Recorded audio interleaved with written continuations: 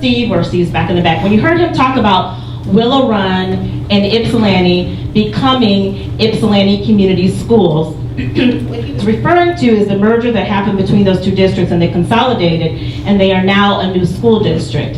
And I can speak very intimately about that process because as my role as the Assistant Superintendent of Achievement for Washtenaw ISD, I was heavily and steeply involved in that process when it was just an idea, way before they even got to the point that they were looking at what they could and could not do, all the way through redesigning that new school district. So I've lived the entire process, and I know that Washtenaw ISD received about $5-point-something million to help with the consolidation of those two school districts. And I will tell you, in my personal and professional opinion, it was still not enough. Because there is a lot of work that has to happen to get two former school districts on the same page.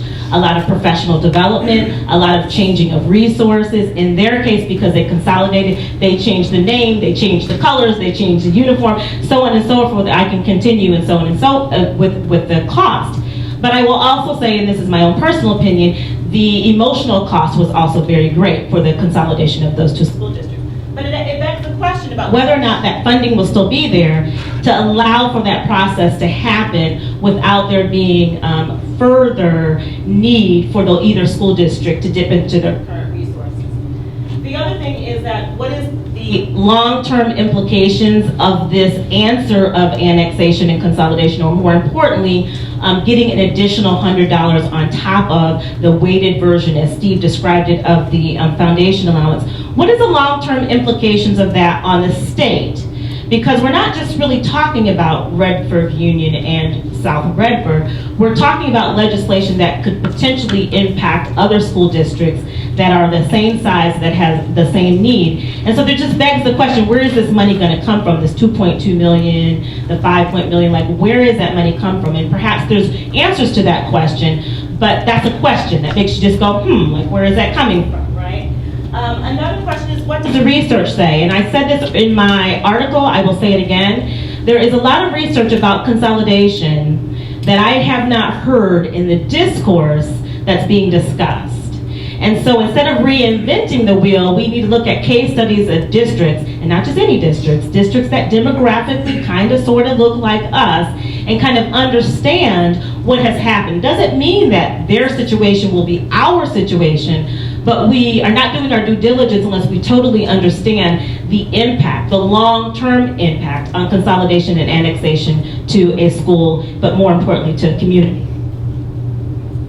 What is the unintended impact? That kind of goes along with that question about what does the research say? So ultimately, first and foremost, the goal is to provide a stronger, more unified educational opportunity for students. I think everybody would say that. That's the goal. We want our kids educated, we want them well educated. But what's the unintended impact of making that kind of decision on a community long term? What does that mean? So last week when we were having a partnership council meeting in this room, we asked the question about whether or not there are any hidden communities in Redford Union. And somebody said, well, what does that mean? So for example, we have a large school of choice population.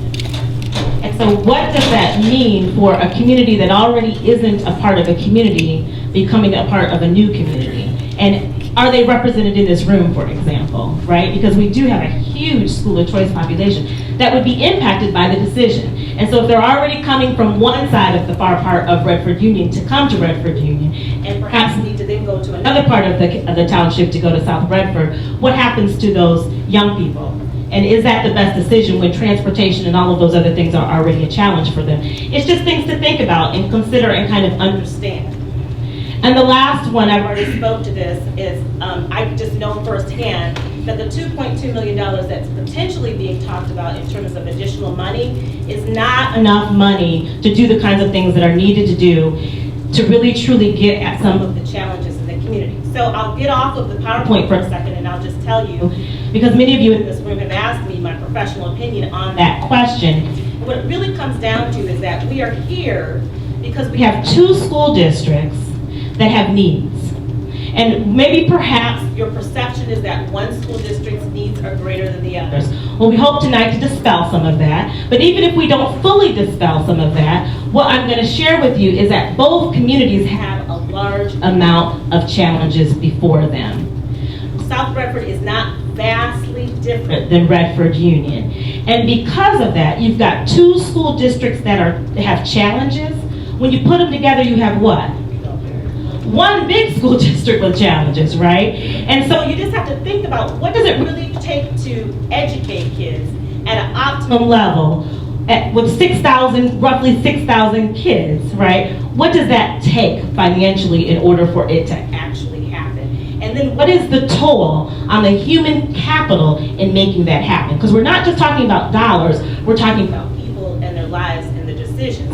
And the last thing that I'll say, and my staff has heard me say this, when I refer to the unintended impact, and then I'll get off this slide because this could turn into a soapbox and I won't let it go there, is that the unintended also impact is recognizing that it takes a lot out of people to actually have this happen. And what I saw happen in Willow Run and Ypsilanti is that parents weren't going to hang around to see what they came up with. So parents chose during that whole unification, conversation, reorganization, take their kids elsewhere because they weren't sure what the new thing was going to be, and it was too nebulous during that process for them.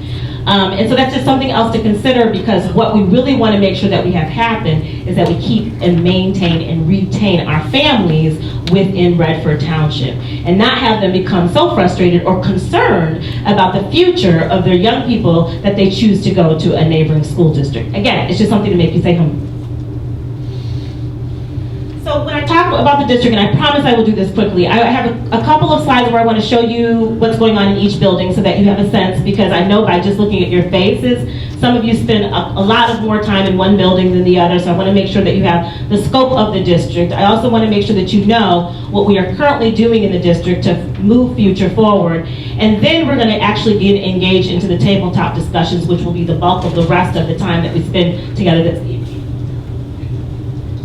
So McGowan Elementary, where's Kathy? Raise your hand, Kathy. I won't put her on the spot, but Kathy is the principal of McGowan, and McGowan is where our babies are, our K-1 young people. But these are just some pictures. You can't see them very well, and I will email this out to anybody who would like this PowerPoint. But this is from our partnership council where Kathy told some of the points of pride of McGowan. I just wanted you to be able to see those young people, but also know that one of the strong things about McGowan that makes McGowan is it is a strong family atmosphere. And they truly, truly are engaged and concerned about the early first start of the young people that come to McGowan.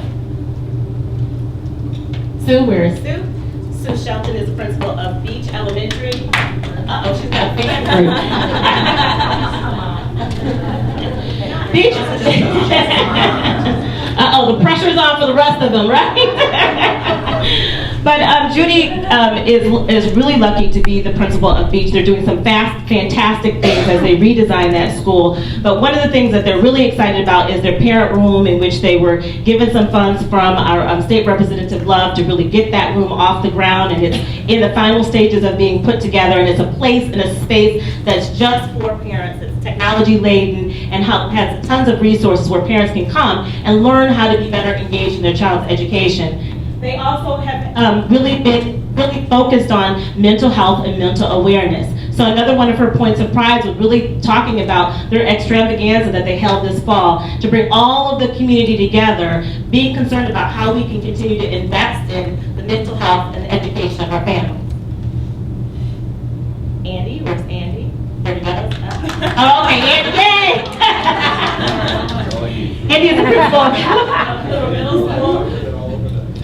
I spent quite a bit of time with Andy because Andy is a new principal, so he and I spend a lot of time together, and I get to hear about a lot of the things that are happening in Hilbert. But I think one of the things that's most exciting to me in Hilbert is all of the extra things that they're doing to build relationships. So somebody might say, well, what about the academics? The academics are so important, but you can't reach a kid and teach a kid if you don't know a kid first. And so they have invested heavily in all of the extra opportunities that they and to engage with students. And I think one of the ones that's most exciting, and I didn't put it up here, but I sent it to my board, is their ski club went on a ski trip recently, and some of these kids had never been to a slope before, and it was just exciting to see our diverse group of students have that experience for the first time. At the high school has a lot going on. Where's Judy? Raise her hand, Judy. And then Mike is the principal there, and then Mike Taylor is security and the dean for the district. Raise your hand, Taylor. Okay, so that is the high school team. And the high school is getting ready to go embark upon accreditation. For those of you that don't know, that's a really back up. Interference? Okay, here we go. Okay. Accreditation is a really, really, truly rigorous process. And so the high school has been engaged in preparation for accreditation. They have a team of outside educators that will be coming to the high school in February. And I really give them kudos and praise for embarking upon that process, because it's in-depth. It's in-depth of being willing to let somebody come into your house, so to speak, and look at what you've got going on and make some decisions about whether or not you're moving in the right direction. But there's tons of other things going on in high school. Can you speak a little louder than people in the back? Cannot hear. I probably can do better without this. Can you hear me in the back? Okay, let's just call this a wrap for a while. Okay.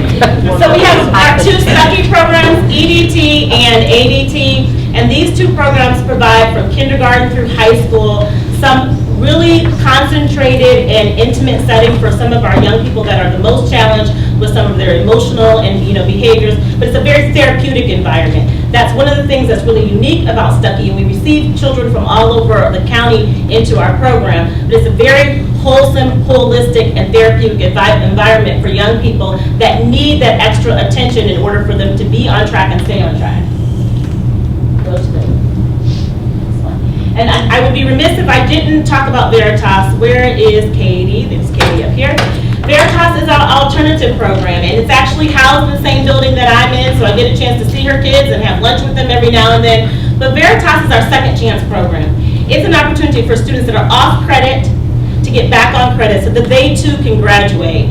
And there's a lot of wonderful things happening at Veritas, but Katie and I most recently, along with Andy who went with us, have been taking road trips to look at other alternative programs across this area, because what we're really envisioning is an opportunity for those students to be credentialed or to have some college credit when they leave those programs, and they're able to walk into a job or into post-secondary more successfully. So that's the Veritas Alternative Ed program. And back, where is Carol?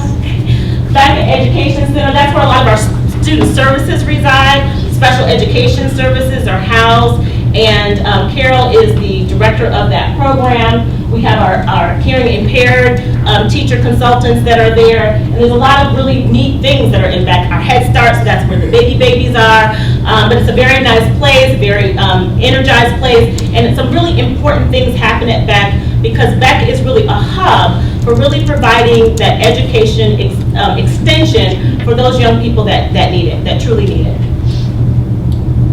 So I'm going to shift now to talk about teaching and learning, and I know for those PowerPoint people in the room, I broke every PowerPoint rule in the book by putting all this on this slide, but that's okay, all right? Here you're shaking your head. I had to try to get it in there in one slide. But this slide is about teaching and learning, about the academic domain of things that are a part of our daily transformation here in the district. I really do think that one of the things that I have benefited from by being a new superintendent in this district is that this district was hungry for someone to come in and support them in the direction that they were already moving in. And so they have allowed me to do that. I have an awesome team of administrators that are willing to dream with me, that are willing to think with me. They will tell you and they will nod their heads that I'm not lying to them. I said, think bigger than you've ever thought before. Go way out there. Stop saying what we can't do and what we think we can't do. Because what I told them in my very first meeting with them is we have to change the narrative of Redford Union. Because we can easily get into a we can't, we aren't, we this, we that, and change it. It starts with us. So if we don't start by changing that narrative, we can't expect for other people to change that narrative. So really have been focused on future forward. What direction are we moving in? So here's a list, and I'm just going to touch on a couple of things that are on that list. In the area of alternative education, I've talked about not only the changes at the high school, but we're looking at providing some alternative education even at the middle school for some of our young people that need it early on. We've been doing a lot of preparation for 2016 and 17 when it comes to professional development, curriculum writing, looking at data. We've been really truly focused on getting a better picture of where we are academically in the district and why we are where we are academically in the district and how resources have or have not been aligned in the direction that we're going in. We've been looking at exploring and expanding learning opportunities at the high school level, early college, expanding our AP. In fact, we had a conversation about early college day, going to that next step, and about joining into the Michigan College Access Network, which will put into our high school college coaches and be able to help support our family and our high schoolers at not just college entry, but sustainability, which is what we really are after. Not them getting in, but them staying in, a couple of years later. And I've already mentioned all of the wonderful things that are happening at Web Beach, and we are fortunate that we have a very robust intermediate school district in Wayne Risa, and I can tap people like Steve and Stephanie and ask them to come join us, but that is just a small token of what we all in this room that are educators benefit from having an ongoing partnership with Wayne Risa. On the affective part of things, so looking at the culture and climate, we have begun a multi-year focus at looking at all of our expulsions and suspensions and why they occur and where they occur most often and what time of day they happen and so on and so forth, and what type of suspensions and expulsions students are engaged in. But more importantly, once we've gotten that information, we are now moving towards so what, now what? And now that we have that information, one of the things that we've begun looking at is trauma and adversity. We've started some professional development and awareness on trauma and adversity. And through that, there's been a decision at the leadership team that we are getting ready to embark upon restorative practices. So for those of you that are not familiar with restorative practices, we are looking at a holistic and healthy way to build relationships when kids make poor choices and poor decisions, opposed to them being suspended and expelled. In the area of truancy and absenteeism, where our numbers tend to be higher than we want for them to be, we again are shifting the conversation to not be that you're not here, and so because you're not here, there's some sort of punitive, but why aren't you here? And what community resources do we have? And what county resources do we have to bring you in? And one of the first things that we are going to do to just kind of shift the conversation around attendance is we have an attendance campaign that will start second semester next week. We could have waited to the fall, but we made the decision, no, we're not going to wait until the fall. We're going to start having that conversation right now where we need you in this seat. Because we can do all of those wonderful things, but if you're not in this seat, we can't give it to you. So we have an attendance campaign. If you're a parent in the district, you'll see some new things come home that not only remind you about attendance, but get the messaging in our young people's heads that we really need them here and we need them here on time.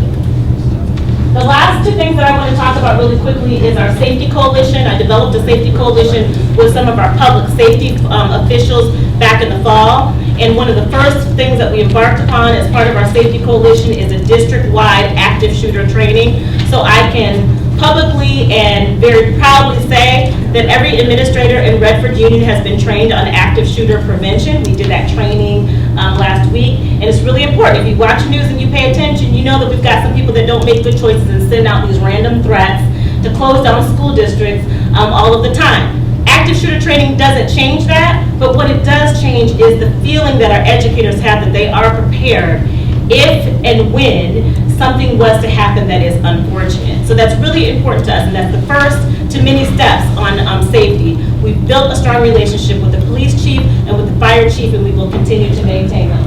And the last thing, one that I'm really excited about, because I heard about it very early on when I started in the district, is you can't really talk about suspension and expulsions, and you can't really talk about truancy without also engaging in a conversation about what makes us different.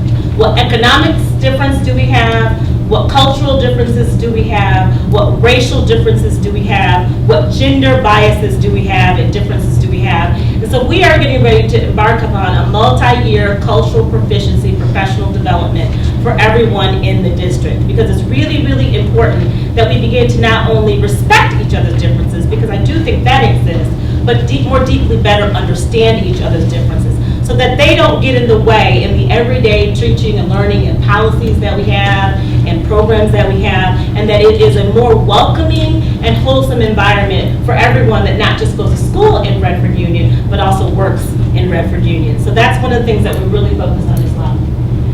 And last but not least, I can't do any of that without a plan. And I've said this to my board, I've said this to my team, that one of the things that we need here in Redford Union, and we will start the process in February, is a roadmap to get us there. It's great to have a ton of ideas, and it's great to have a ton of feedback, but we need a strategic plan that all of you in the room, so you know how they do you in church, turn and look at your neighbor.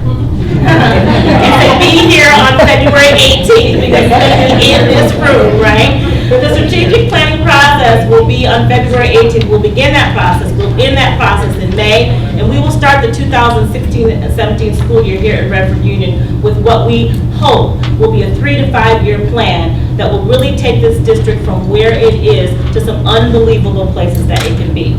So with that said, I'm going to turn it over to my Assistant Superintendent of Business, who's going to talk about, where's the next one, our financials.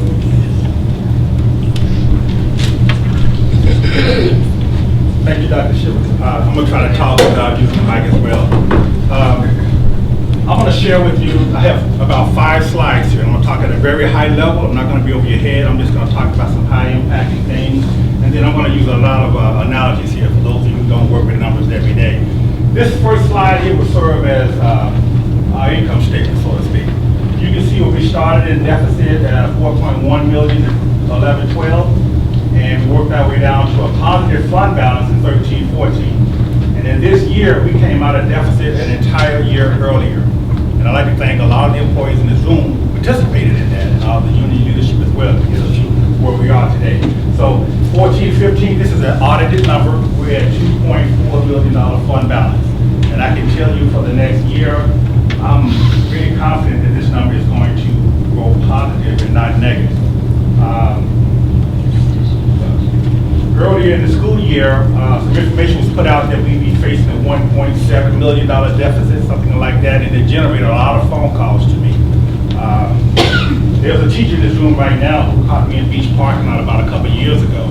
She said, Greg, I don't want to go through this because they had to take a huge cut for several years. A lot of us did that, and I assured her that we would not have to do that. So, in keeping my word, I knew what the deficit was back in the time period. So what I did, the deficit was here. So what I did, I cut beyond the deficit and backfilled with built-in protection in case the enrollment went down, in case we had some unforeseen things. And so I knew how that plan was supposed to act, and it acted the way it did. And so as a result of that, I can say that this is a valid number here, and that number is only going to grow in a positive direction. If we were going before a bank to get a loan, this would serve as a credit score. It would be somewhere around a 680, not terribly good, not terribly bad either, but we'd be like a 680. Now, there's a relationship between what I'm calling the income statement and the balance sheet. I'll talk to you a little bit about that later. But I want to caution you that we should stay focused on the right things because you can easily get distracted. If you look at trending, look at how Redford Union is trending. Now, I'll show you a little bit about that, where you can see we're trending in a positive direction. The balance sheet was whole service military, the same thing. So when I go to the next slide, I just want you guys to remember there's a relationship between the income statement and the balance sheet. This number here will be, sorry, that's fine. That 2.4 million positive number is sitting right down here at 5.1. Now here's what I call our balance sheet. And I'm going to use an analogy. If we were going before a bank again to get a loan, and say, for example, we had a lot of assets. We had 2 cars, boats, all of that stuff. But we may be upside down in it. So what a bank will look at is say, hey, you got a lot of assets, but how likely are you to file for bankruptcy? And this slide will tell the story right here. We're not very likely to file bankruptcy. We have a lot of stuff. If we were to take everything we own and pay off all our bills and liabilities and what have you, this is what we have there. This is what we equal to what our owner's equity would be. So this is a powerful number here. And as I said before, the previous slide was the income statement. This is service. Louder. This slide will serve as the balance sheet. The previous slide was the income statement. I'm trying to show the relationship between the two. So when you're looking at numbers, don't just look at what the fund balance is. You need a period. One is for a period and one is for a point in time. They both are as significant. I'm not sure what's the next slide.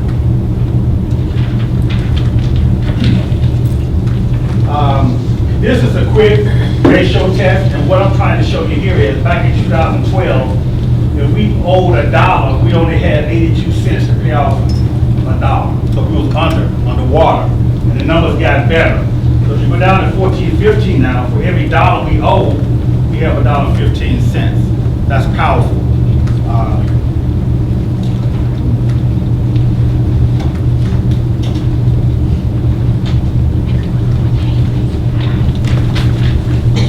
The higher the number is down here, the better that number is.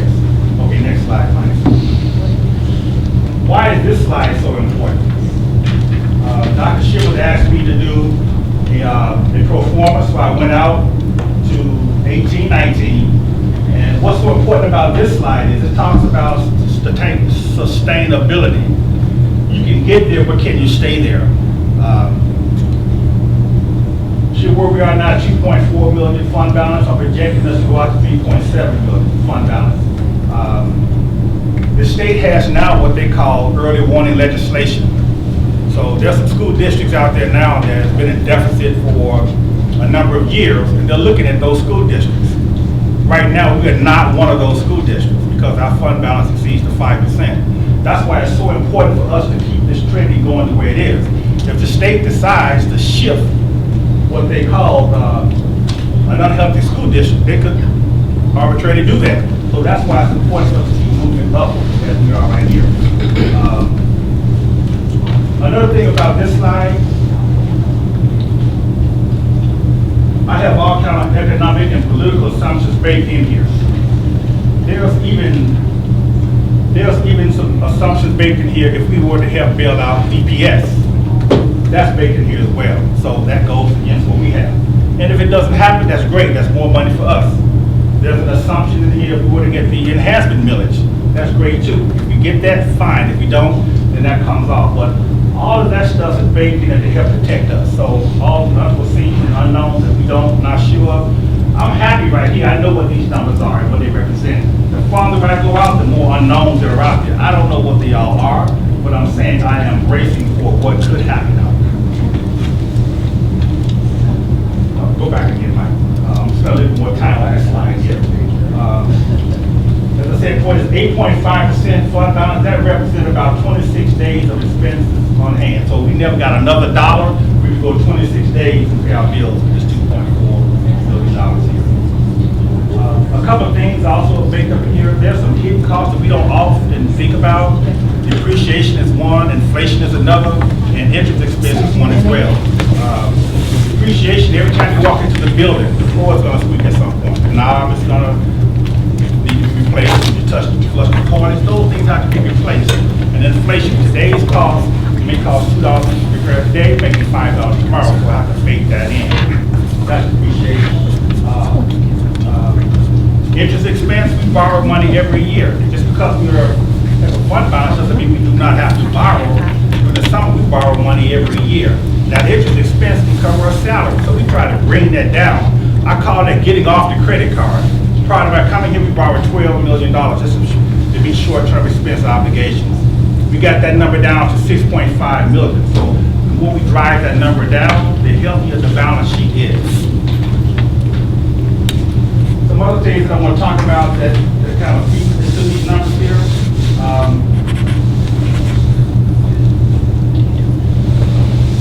What other things can we do to kind of manufacture money? We know what the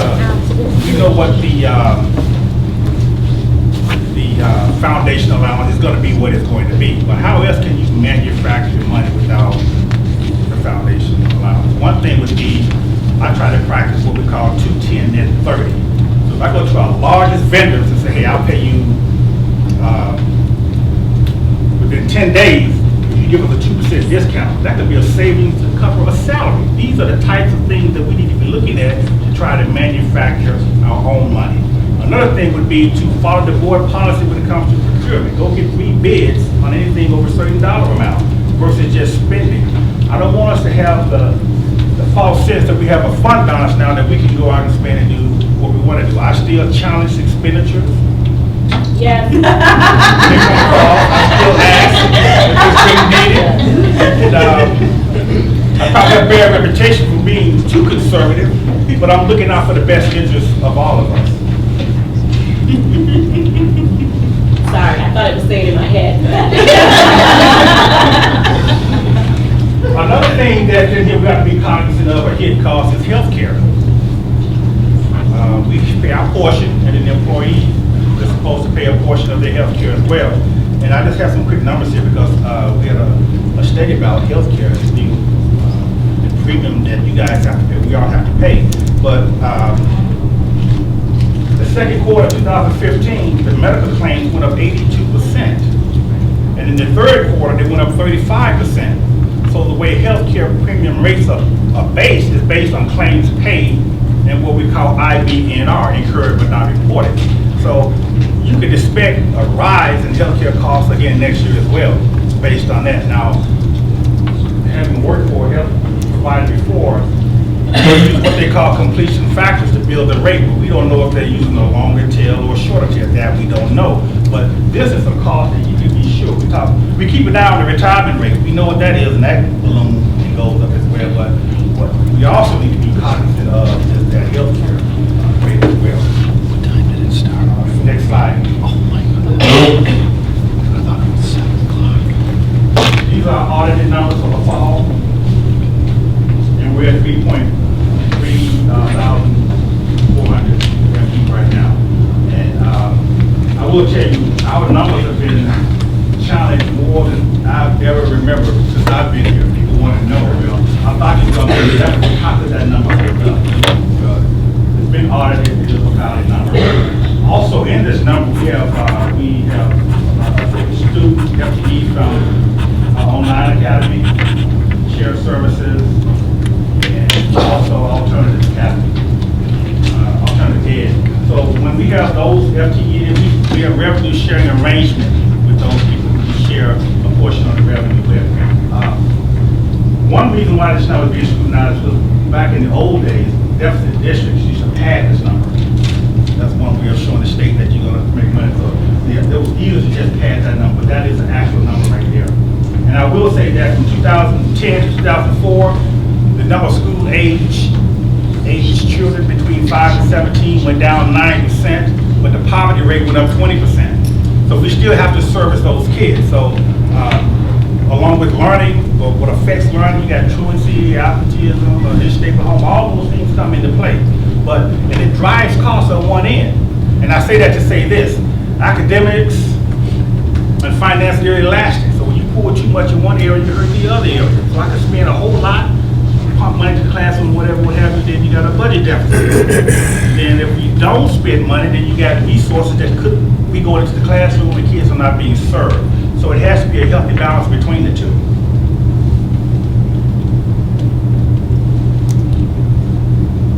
I say that, I'm going to wrap up. I had a whole lot of things I want to say, but we're out of time. I want to cut it down a little bit. But I want to say that look at the right thing when you look at numbers. Don't just look at where we are on the fund balance. So many people are so tied into what the fund balance is. What's the fund balance? Look at the balance sheet as well. There's a relationship there. These numbers are trending in the right direction. We're a healthy school district, and I'm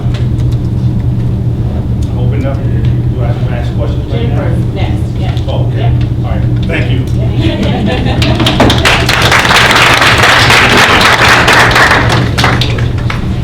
All right, so hello everybody. I'm loud enough, so can you hear me in the back? Okay, awesome. I know, those of you that know me know that I'm kind of loud, and those of you that don't know me just know a little bit about me and why I'm on the school board. So I do not have children. I don't have kids in the district, I don't have kids at all, I've never had kids. Do I want kids? Yes, eventually. And I found Redford and made Redford my home. I bought my house 10 years ago when I was 24. Starter house turned into not a starter house because of the economy, right? Who can sell their house right now? I know I can. I'm so underwater still, like 50%. But I've been an activist for my entire adult life. I worked for City Water Action for 3 years. I did door-to-door canvassing. And my passion is in community service and helping the community. And I saw a need in our community for someone who had a different perspective coming onto the school board, and that's why I ran, and that's why I'm here. So, a few different things. One of the things that David had promised passes to fund a feasibility study. So I wanted to talk about the importance of a feasibility study and some of the things that we really need to look at as an overall reaching conversation. If this is the best thing for our township, we need to look at everything. We can't just look at money. We all know that money sounds fantastic, but $2.2 million, if that is the case, based on the kind of budgets that South Redford and Redford Union have, is not a lot of money. And it's really, really easy when talking about like our fund balances and things like that to spend it. So, what are the things that need to be looked at when talking about a feasibility study? So the first thing is the financial viability. Is that $2.2 million actually a true number for us to really look at? The studies have shown, when I did some research, and on our next slide I'll kind of talk about that a little bit too, to encourage you guys to do your own research on this issue and what's been done in other places. The financial viability is a really important piece because what happens, what I've found in all of my research, when schools annex or consolidate, their numbers drop. And that's something that we really need to think about and we need to talk about, that $2.2 million is based on an FTE, which means per student enrollment. So if our student numbers drop because we have parents that are insecure about the process, that $2.2 million is going to shrink. The cost, curriculum. So what Serena had said before about getting a $10,000 parent room from Leslie Love, and State Representative Leslie also got South Redford $90,000 in Chromebooks. If we merge districts, we now have half of that population not having those Chromebooks. That means that we need another $90,000 to bring up those Chromebooks for the new students that come in, or they don't have them and they can't use them. Or only some students are able to use them and other students are not. We need to talk about teacher salaries. That's been one of the major conversations about increasing teacher salaries, helping our teachers that have made such huge drastic cuts to themselves. And my mom taught for over 30 years.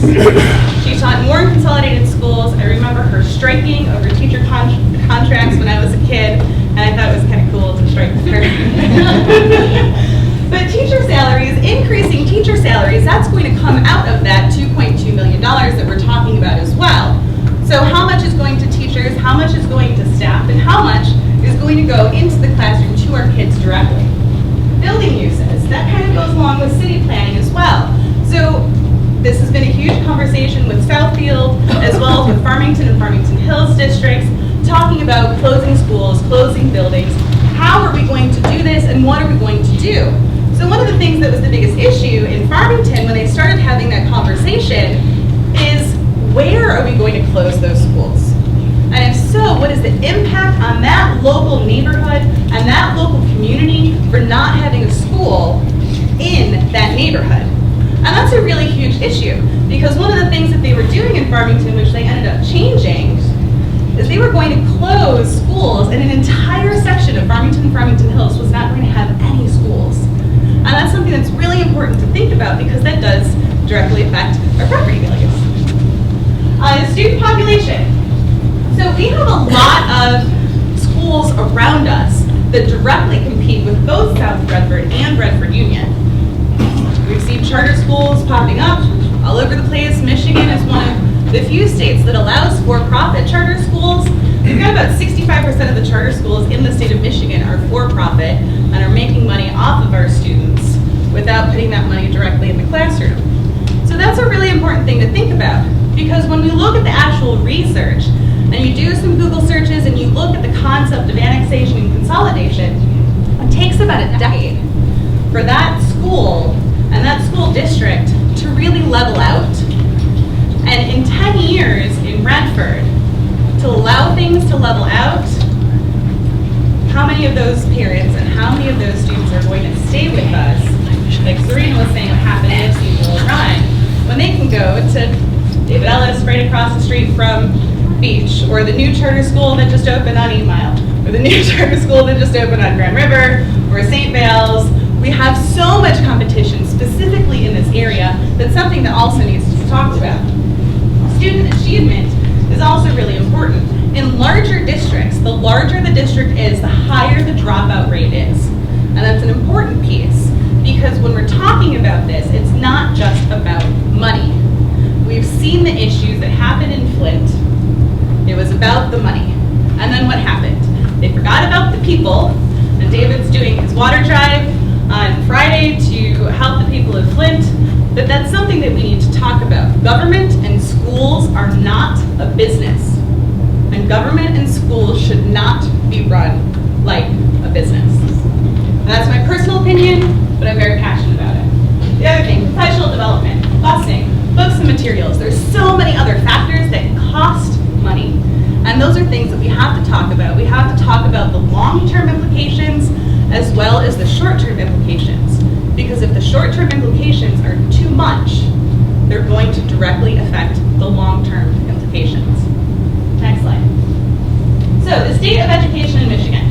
And no offense to David or Leslie, but personally, I do not currently trust our legislature. What has been going on with DPS and the EAA is something that also needs to be part of this conversation.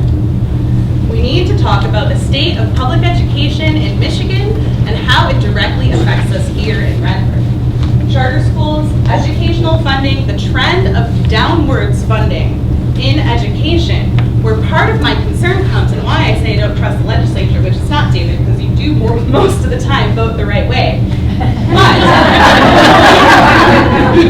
But with educational funding dropping, if we move to a model of less schools, is the legislature going to say, we have less schools? Do we need to continue to put so much money in them because there's less of them? That's something that needs to be considered. The early warning legislation that Greg was talking about is a very, very important piece of legislation, because if the two districts combine, if it costs money more than what the state gives us, and the two districts combined dig into their fund balance and fall below that threshold, that new district starts off on that. And that's another factor that also needs to be talked about. And the last thing is I'm going to encourage you all to look at the research that has been done. Most of the research that I found when I just did a Google search, just do a Google search, you'll find all sorts of crazy stuff.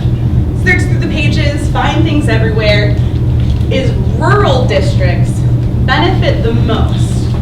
District sizes of under 1,000 children is who benefits the most from an annexation and consolidation conversation. When you look at the size of a healthy school district and what the size of a healthy school district should be, it's between 2,000 and 4,000 children, which is where Redford Union is, and it's also where South Redford is. If we combine together, that automatically puts us into that threshold of what's considered the non-optimal district. And that's another thing that needs to be talked about. So I encourage you all to research this information, look at these kinds of things. We need to look not just at the money. We need to look at a full picture and look to see, is this really the best for our community? Not just for us here, not just for South Redford. Is this the best for our township? And is the money enough to justify all of this?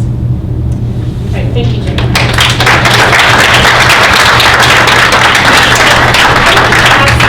Over to Stephanie, who's going to facilitate the rest of the evening together. But I want to first thank Steve and thank Stephanie in advance, thank Jennifer, and thank Greg for having an opportunity to share with you. Of course, I know you didn't think that you could come and not hear at least our side of the story to some degree about what we think and why we think Redford Union is a fantastic district moving in the right direction. But this decision doesn't rest with us, it doesn't rest with you individually, it rests with everyone collectively. And so what we want to do for the rest of the time that we have together this evening is allow you to engage in some conversation with some of what you heard, but more importantly, what you came here on your heart with, in terms of your questions, in terms of your comments, in terms of your concerns, and just dialogue and discourse so that we can begin to gather this information, share it with David, share it with Brian, and any other stakeholder that wants to know what is it that people in Redford Union are really saying, what is it people of South Redford are really saying, what is it that the township is saying as a whole about the future of educational opportunities for the young people here. So with that being said, I want to thank you all in advance, because I am not sure that I'll be back up here, but I want to thank you in advance for being here this evening, and I'm going to turn it over to Stephanie. Thank you. I am not going to use a mic. Can everyone hear me? Very good. Okay, this is the fun time. So we want to hear your voices. We need to hear what's going on in your minds, or what questions and comments do you have? So how this will work is everyone is at a table, and if you're in the back section, you have a couple of choices. If you would like to add to a table, we actually have a table here. If I can ask maybe this group to move so that 6 people can come here, or 8 people if you'd like to bring your chairs. If you'd like to add on to a section, or if you'd like to create your own group in the back, you're more than welcome to do this. And what we're going to do is we're going to have questions for you that we're going to have on the board. There's going to be someone at each table who's going to help facilitate the conversation. You're going to get 7 minutes. I'm going to time as soon as we get started for each question. Once we get to 7 minutes, if you need more time, then the groups are going to say, we need more time. I'll give you 3 more minutes for that question. Once you have all your 10 minutes, and that could be the max, then we will, because you're going to write some things down on some cards, your facilitator, we will pull the cards for each question, and then we'll move to the next question to move forward, and we have 3 questions for the evening. At the end of the evening, if we have time, we will then go to each group, and you can give just a quick couple of key points for your group for everyone to hear, and that's if we have time. If not, then we're going to make sure that we compile all of the answers together so that when you come together again, that they will be made available for the community members to see and hear. Can I have all the facilitators at each table to stand up? Those that know that they're facilitating. There we go, so you know who's who. If you can, at this point, move to a table. If you'd like to move, the 6 chairs up here. And if you'd like to add on to any table, please so, before we get started.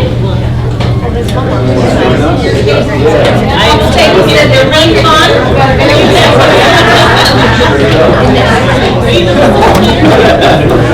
I like to go to the fun table, so. Oh, that's it. Okay, that's it.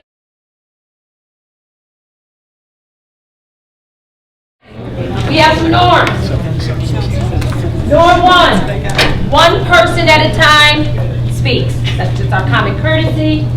Don't freeze people in time. And so what that means, and we have for Redford Union, what that means is, a lot of times people say, well, we did that in the past. We did this. No, we want to make sure that you don't freeze anyone in time. Let people have their say and make sure that we respect that so that people can get their information out. Listen as an ally.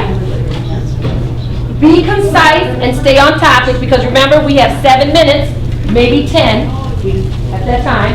And an answer can be a both yes and a no, depending upon where you are in your statement or your answer. So we just really want you to be open to all that people have to say.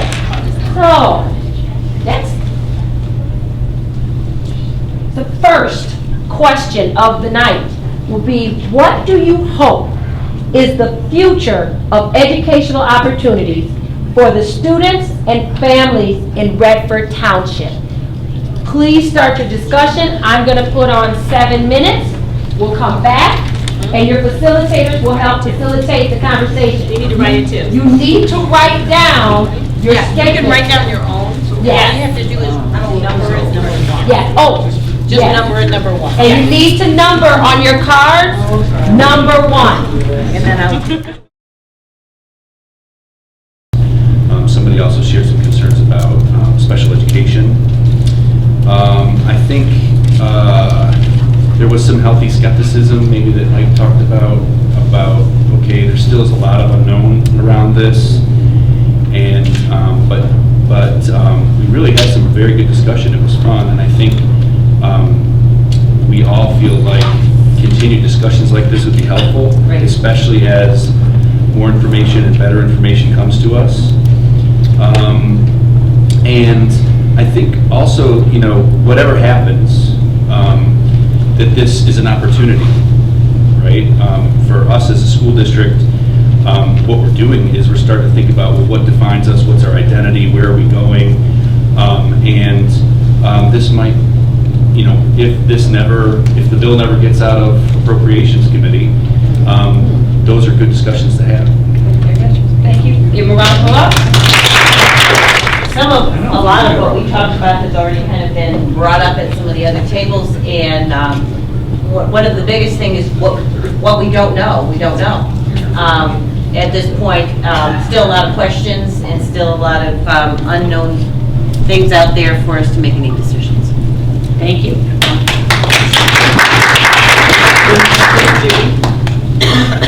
It's you. I'd like you to talk. They've heard me enough. So some of our questions are, number one, like was said before, vocational opportunities and things like that for our students. Some of the things that we want to look for, the feasibility, and then of course our staff and jobs and how that affects our district. Thank you.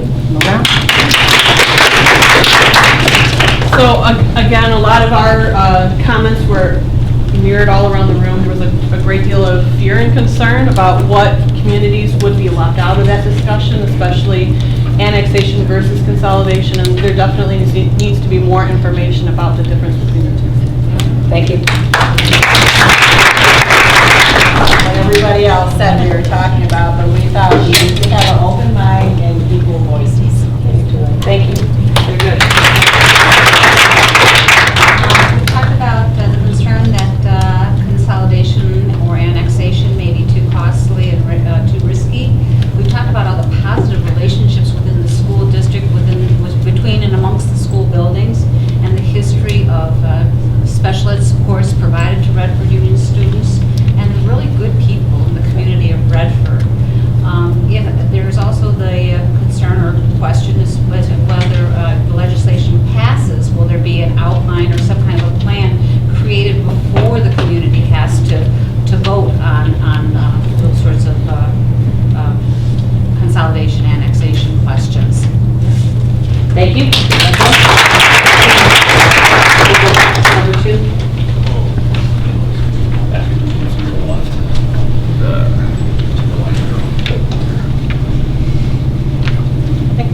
We did this one, so we're okay? Yeah. Let's go back to one.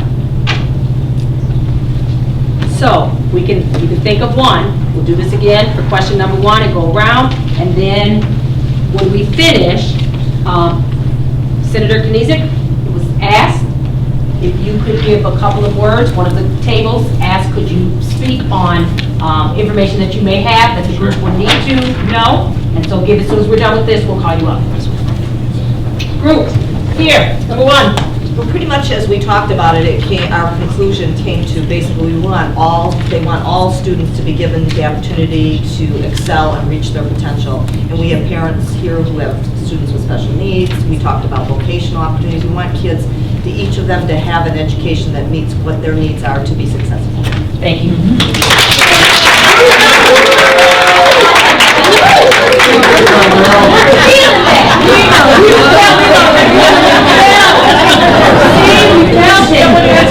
That's right. You felt it. Good. Love it. The pressure's on my Clearly, Kathy was eavesdropping on the She started talking to me, I looked at me and said, my table said pretty much the same thing. I'll go with that. Appreciate that. We recognize that we have a student body who have a very wide range of needs, and it's important that, I think what we came up with was, it's important that we have an educational system that meets the needs of every student and ensures that every step along the way, they're reaching their potential. So I don't want to repeat what you're saying, kids, but that is what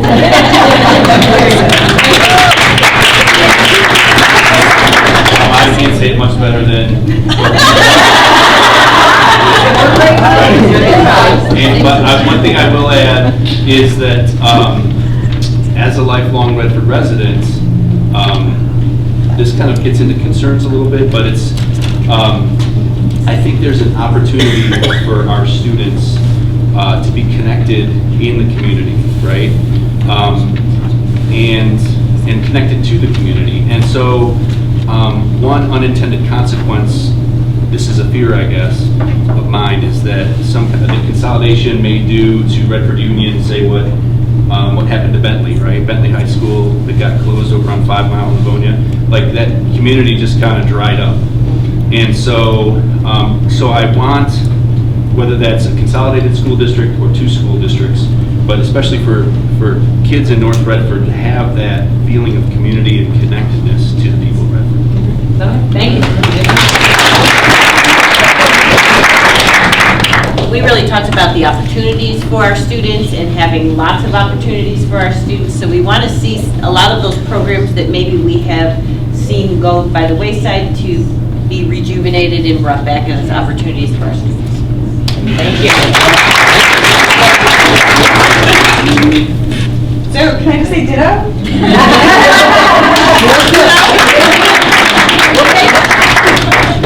So our key buzzword was inclusion for resources for all students, and not just students, but their families, to give them some resources as well to help those students be more successful in the district, whatever district that may be. All right. Since our table is really a high school focus table, we were talking career tech and opportunities for our students to be successful. Okay. Thank you. Our hope is that we will once again attract people to our school district and to our community, and the only way we can have that happen is by tooting our own horn and talking positive about our school district out in the community.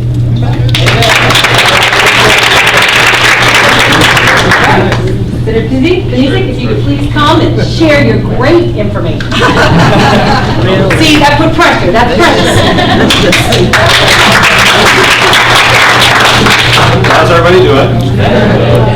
So if I haven't met you yet, my name is David Kniezek, and I'm the current state senator for Redford Township.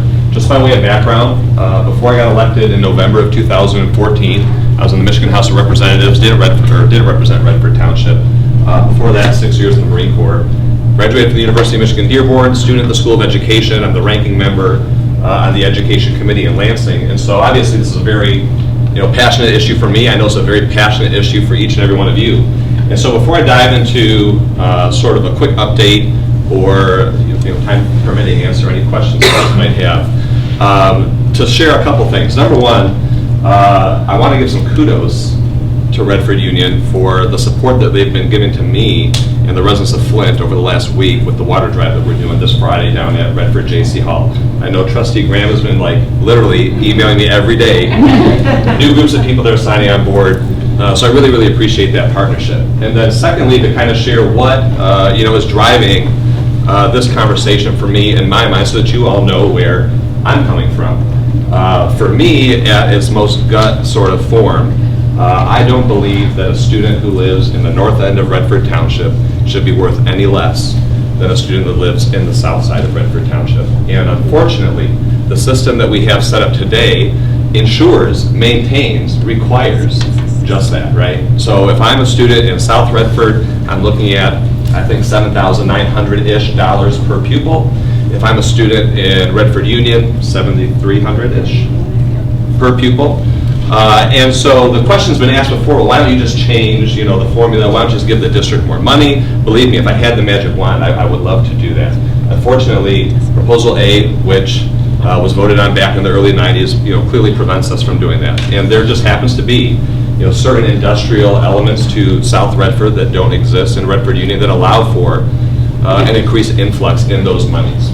And so while I understand, obviously, it's very clear, I introduced the bill, that I'm in support of a district unification. I understand that those are, there are people that disagree with me on that. I understand that there are people that are very passionate in their disagreement with me on that, and I really do welcome that conversation.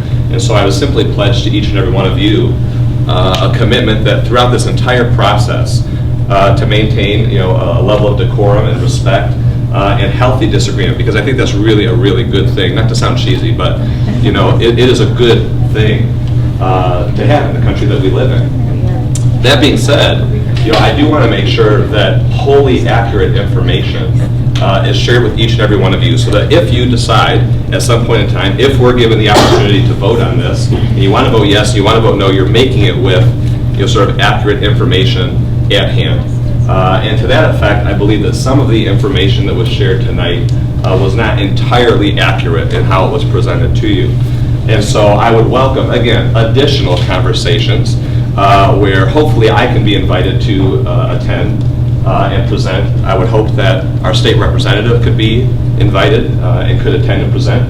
I would hope that South Redford schools could be invited and allowed to present. And I would hope that the Redford Township Board of Trustees would be invited and allowed to present.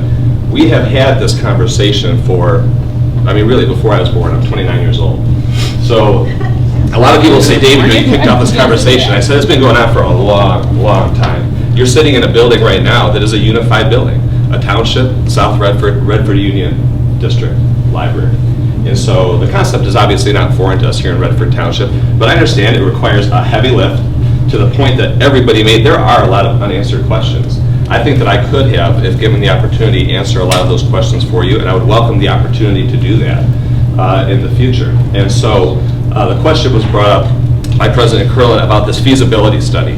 I think it's a great thing. I really, really do, because it's going to allow us to, again, look at the numbers, which are part of the equation.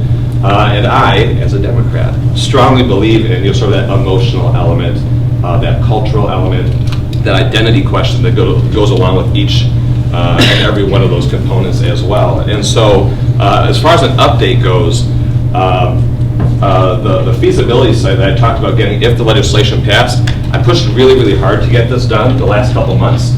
And as chance would have it, I got a phone call today from the state superintendent. And so though it is not guaranteed quite yet, it is looking like there might be $150,000 coming to Redford Township so that we could conduct that feasibility study on what the pros and the cons would be, so that again you have the opportunity to make that decision in an educated fashion. I'd be really happy to answer any comments, questions, or concerns that you have, but I understand that we're pressed for time. And so, that being said, I guess I could just turn it over to each and every one of you. Is the bill that you're proposing for an annexation or a consolidation? Love that question. Love that question. So the bill that I'm proposing is very, very simple. It literally changes 4 words in state statute. And so the direct answer to your question is that it does not specify any one way or the other. It does not say the words Redford Township. It is not specific to Redford. It is a statewide proposal. Right now in the state of Michigan, if you have 2 school districts that want to unify, as Mr. Ezekian pointed out, the formula that you use to calculate the new per pupil foundation allowance is a blended, as he said, plus $100. My bill says that if you've got 2 districts that want to unify, you don't do blended plus 100, you take the higher plus 100. If you were to do blended plus 100, say you've got 79, 73, middle of the road 76 plus 177. So you're looking at a $400 per pupil increase for South Redford students, or pardon me, Redford Union students.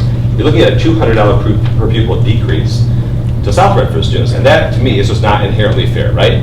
So my bill says, if you've got 2 districts that want to consolidate, you take the higher of the 2 plus 100. So 79 becomes 8,000. So the students in South Redford get a $100 per pupil increase, and the students in Redford Union get a $900 per pupil increase. It does not specify, again, just to reiterate, it doesn't say it has to be a consolidation, doesn't say it has to be an annexation. And again, just to remind folks that this is not a decision that I can, nor do I want to make unilaterally, regardless of how it plays out. If Redford Union decides they want to annex South Redford, if South Redford says we want to annex Redford Union, if both districts say we want to dissolve entirely and consolidate into one together, that's entirely up to the voters within those districts, and not me as an elected official. Either or is covered in this. Yes, ma'am. Please. How are you able to get around proposal A by this bill? Isn't there, can't you just change the language? I mean, if it's really just language. Sure. If we're still living in North Redford and South Redford, how is that able to get around proposal A? So some of the changes in the format, the layout of proposal A is constitutionally mandated. So if I were to try and change that in any way, shape, or form, obviously we require statewide vote constitutional mandate. Right. The thing that I'm talking about changing is statutory language in the state law and is subject to amendments by members of the legislature. And so that's how we're able to do that. So couldn't you do something similar? And if it were determined that it was best for us to stay separate districts, couldn't you do something statutory with a bill to give us that funding? that base foundation allowance is constitutionally mandated, so I wouldn't be able to do that. I mean, don't get me wrong, you can do a bill that says anything. I mean, I could write a bill tomorrow that says free pizzas for everyone to say. The kids would love me, but I'm just trying yeah, to and I'm sure. I mean, I'm just being forthright with you. I could go tomorrow and say a school district of this size, when you've got 2 districts that lie entirely within one municipality, you know, give them a boost, and so that it applies only to Redford. And the legislative makeup is such that would never happen, right? And so, for me, it's looking at how do I provide options to the residents of Redford Township so that they can make a decision that they think is best for them. And I'm cognizant of the fact that, again, this has been going on for a long time. A lot of people have been talking about it. And though obviously it's unpopular to some, and as an elected official, I never want to do things that are unpopular, I think that, you know, leadership requires you to sometimes take those steps, provide those options to you as residents, and let you decide yourselves. So. I'm cognizant of the time because the library closes in 30 minutes, and we did agree to be here for only 2 hours. But there's 2 things I want to say. One, I want to encourage you all of you to finish asking individual questions that you may have either of myself or Senator Knizek or really anyone in the room before we conclude this evening. The second thing, since he brought it up, I wanted to make mention of the fact that it was never intentionally designed this evening to exclude anyone from the conversation. This is a conversation that needs to go on for a long period of time. There was an intent this evening to respond to Redford Union staff, students, families that have been asking the question about Redford Union's position as it relates to this, because initially the communication was only coming for one district. But President Kerlin and I talked even as recent as this afternoon about the next step being a joint, South Redford and Redford Union. But before we do that, her and myself need to sit down with South Redford Superintendent and School Board President and have that conversation and agree on a date that's jointly available for both. So that's the reason why that information is not here for you this evening, because we haven't come up with a mutually agreeable time. But we do agree that it is the next step to have both communities in a larger venue. I was just sharing that with Ms. Sheila, a larger venue, so that both communities can come together and have their questions answered. So that is the next step. One just quick thing I can share, unrelated to that. So, and again, you know, I know that to some of you I'm new, you don't know my business, you can think I'm full of it, that's fine. And this is what I'm struggling with internally now in this position from a community engagement perspective, right? If this bill doesn't pass, there is not going to be any consolidation, right? There's not going to be any annexation, there's not going to be any unification, because right now, financially, it's not possible. And so when I initially started the conversation, I said, you know what, I'll get the bill passed, and then we can start a conversation about, you know, the facts, the figures, the data. Is it good? Is it bad? And so, you know, obviously some folks disagree with that, and if you thought that was the wrong approach, I do offer my apologies on that. My thought process was that I didn't want to start a conversation without being able to provide each and every one of you some sort of concrete resources. I think tonight the turnout has demonstrated to me that regardless of what I think or feel on that conversation, there's the thirst and there's the hunger for that, right? And so I would simply ask, and I mean this very seriously, that if you're committed to having this conversation here tonight, you really need to be committed to having those conversations every single time we come to the table. Because the bill as it is written now, it is going to change. The legislative process guarantees that the bill that I have written will change. And so I could come to this next meeting and tell you an entirely different story. That we're not talking about higher plus 100, we're talking about blended plus 400, which gets me to a same number, but also encourages other smaller districts to do it. And then we could come to the third meeting, it could be an entirely different scenario. And so by the time we get 3 or 4 meetings in, you're gonna say, dang, that Knizek is really like, you don't know what it's doing. So again, I just simply implore, and we've dealt with these difficult education conversations in Inkster before when we went through the dissolution process, obviously, and most recently with the reaffirmation of their non-homestead property tax credit vote. It really does require an immense amount of conversation and a commitment to that conversation. I commit to each and every one of you that I'm genuine and look forward to having that conversation with you. And really look forward to you all having that conversation with us as well. So I'll sit back down. Thanks. And as the superintendent, he's not going to hijack my meeting. I hear him laughing. So